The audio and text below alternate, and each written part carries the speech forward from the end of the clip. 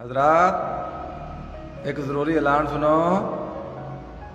मेरे मुल्क च सैलाब आया है जिन्हें बड़ी तबाही मचाई हुई है।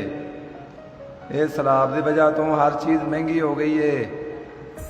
प्याज 300 रुपये किलो हो गया है, टमाटर 500 रुपये किलो हो गया है, 4000 वाला खैमा 15,000 रुपये का हो गया है। इस तरह सारिया चीज़ों दी कीमत 5-6 गुना हो गई ने।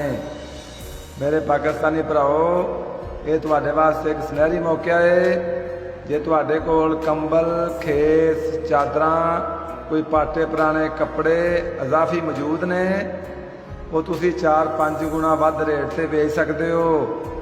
ये ना सोचा जे कि सैलाब विच बंदे मर गए ने, मकान ढह गए ने, अरबां का नुकसान हो गया है। जिन्ने भी बंदे मरे ने अल्लाह के हुक्म नाल मरे ने। ਇਹਦੇ ਵਿੱਚ ਤੁਹਾਡਾ ਕੋਈ ਕਸੂਰ ਨਹੀਂ। ਮੌਲੇ ਨੂੰ ਮੌਲਾ ਨਾ ਮਾਰੇ ਤੇ ਮੌਲਾ ਨਹੀਂ ਮਰਦਾ। ਛੇਤੀ ਛੇਤੀ ਆਪਣੀਆਂ ਚੀਜ਼ਾਂ ਵੱਧ ਰੇਟ ਤੇ ਵੇਚ ਲਓ। ਉਹ ਨਾ ਹੋਵੇ ਅੰਗਰੇਜ਼ ਕਾਫਰ ਬਾਹਰੋਂ ਚੋਖਾ ਸਮਾਨ ਘੱਲ ਦੇਵੇ ਤੇ ਫਿਰ ਤੁਹਾਡਾ ਸਮਾਨ ਵਿਕੇ ਹੀ ਨਾ।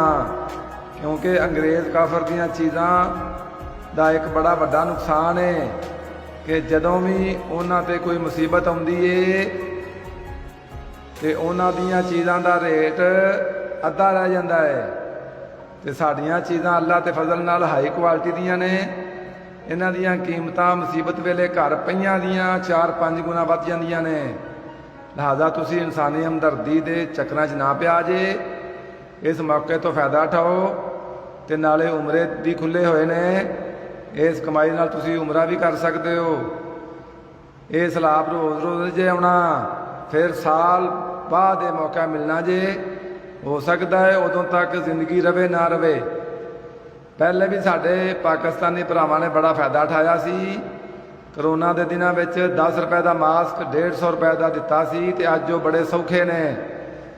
एक बड़ी अहम ते जरूरी गल ये वे कि सहूलत मेरे पाकिस्तानी भरावां नूं सिर्फ पाकिस्तान में दस्तियाब है, क्योंकि इत्थे कोई पुछण वाला नहीं। किसी होर मुल्क में जाके चवल ना मारिया जे, लित्तर बड़े पैणगे, क्योंकि उत्थे आफत नूं आफत समझिया जाता है, कारोबार नहीं। ऐलान खत्म होया।